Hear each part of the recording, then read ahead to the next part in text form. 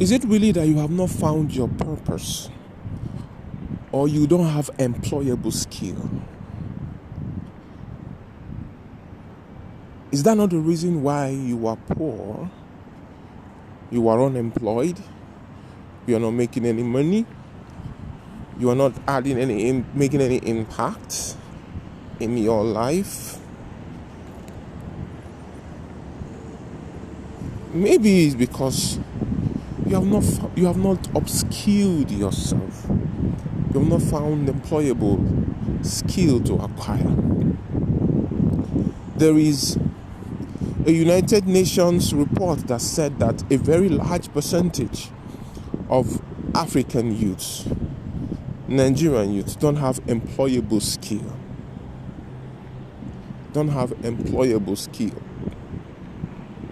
Now, every day you go to church, because I keep coming for church because some of us have been misled in church. A lot of people are being misled in church on a daily basis. Lots of young people. The reason why we have a lot of unemployed people in church in Nigeria generally, or in Africa generally, is because our churches, our mosques, our religious organizations are not teaching and showing the truth. So the most in general, what you will hear your pastors and your priests or teachers say is that you have to find your purpose. Purpose-driven life, Rick Warren. All of us read it. Find your purpose. Discover your destiny. And things like that. The resources of God flows more in the direction of your purpose. The resources of God, once you find your purpose, things will start working for you. Doors will start opening for you. So the question is, what is my purpose? And a lot of young people spend their entire life chasing what is my purpose, trying to find out what their purpose is. Stuck and confused in what is my purpose. And it's not like God will come down from heaven, appear to you and say, my son, today I shall reveal unto thee thy purpose. Here now is thy purpose. It doesn't happen. It never happens.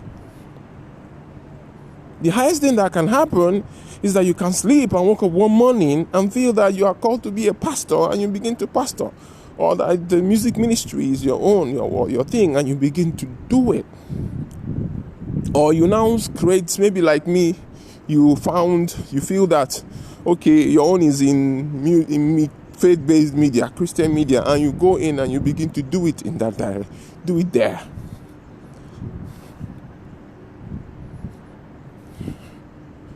And several of my friends who are also there. And you are pushing, you're trying to,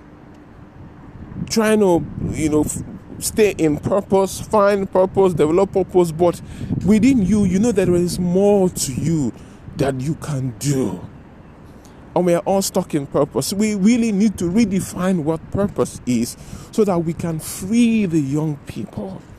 And even the old ones, free them. Free them from the pursuit of purpose, because that pursuit of purpose thing has had a lot of young people stuck. What is purpose? How do I find it? Every time you hear purpose, it sounds like something that came right out of the altar. And someone is trying to draw you into ministry of some sort. What is purpose? How do I find it? Purpose is the reason why a lot of young people are unemployed. Our world has shifted. Our world is moving. I went to school, I studied science technology. What the heck is science technology? Where can I work with science technology? It's not an employable skill. It's not a skill. It's just a certificate of a degree. It's not a skill.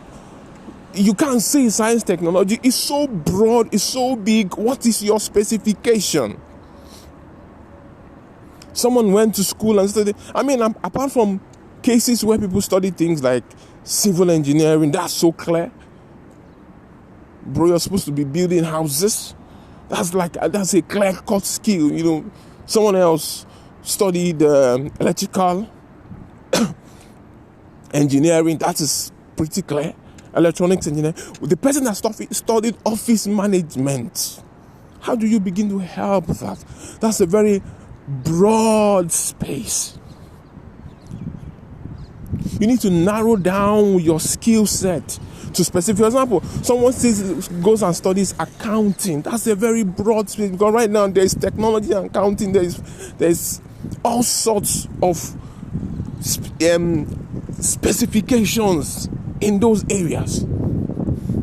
For someone like me that studies science and technology, it's so broad, you have to narrow it down. There are different branches that can spin off. So maybe the first thing we should be telling our young people is, hey, it doesn't matter what you studied in school, go and find a specific employable skill, a skill that people are looking for, and learn it. Our world has flipped. It's changing, number one. Number two, our world is becoming closer and closer. So what it means is that we have to begin to get our kids, our young people, to zero in on specific skills. Specific skills. You can be anywhere and be employed by anybody around the world. Our world has changed. Whoosh. Our world has changed. I know you have run your business for over 10 years. It's not working because the market is not ready for it yet. Maybe it's time for you to pack up, move on to the nearest thing in line with your passion. One thing I've learned over life is that God doesn't give you one passion. You have several things that you're interested in, you're passionate about, you're skilled in. Take one, zero in on it. The biggest confusion of multi-talented people is zeroing down mastery. That is the biggest challenge of multi-talented people. They feel they can do this, they feel they can do that, they feel they can do that. So zero in on one. The entire subject of talent, my talent is so broad that it has kept people in limbo, kept a lot of young persons in limbo for a very, very long time. Talent, what's your talent? Discover your talent. What is talent? Have you found your talent? Go in the direction of your talent.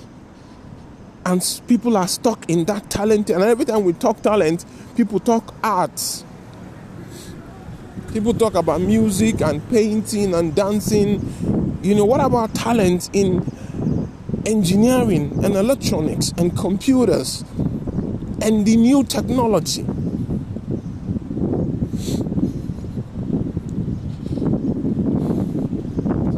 The reason why you are not where you have been wanting to be is that you don't have an employable skill. There is a set of skill that is needed out there. You don't have it. It's not that you have not found your purpose. You don't have it. There's a set of, just the same way when typewriters came out, typists became a very important skill that people need to have to be able to be employed in an organization. The same way when computers came out, it became a necessary skill. Those days, in the early 90s to the early 2000s, you have to add in your CV computer literate to be able to be employed. I can still clearly remember these days you can't even add computer literate anymore because it is assumed you're supposed to have that knowledge already. It's supposed to be a default knowledge that you should have. You know, in the early days, you have to write that. If you are in an English-speaking nation, you have to write that you know how to speak English properly. Back in Nigeria or wherever. You know, today in some places, it shouldn't even be in your CV because it's assumed you should know how to speak, except you are in another country where that is a needed skill. And today, learning has become more easy. Learning has become so easy, you could be anywhere you are in the world and be taking a course or joining a class that is in another part of the world. Acquire skills. It's not that you have not found purpose. It's that you don't have an employable skill.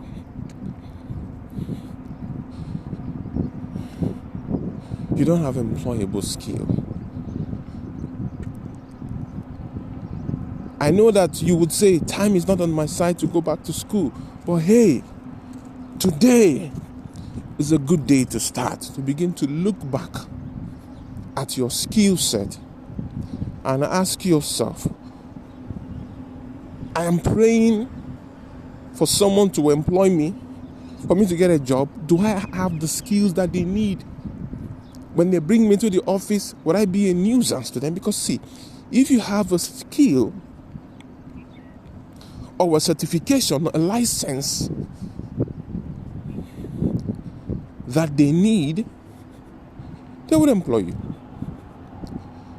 When it gets down to sorting out CVs, even before they hear what you have to say, when it gets down to sorting CVs, what they are looking at is your experiences, the certifications and the licenses you have in line with the job you're applying for, then your education. So today, get out there and get a skill. Get out there and get a skill that the world is looking for. When you do, immediately you would have found your purpose. Because your purpose will be right there in the middle of it, waiting for you. Have an amazing day, people.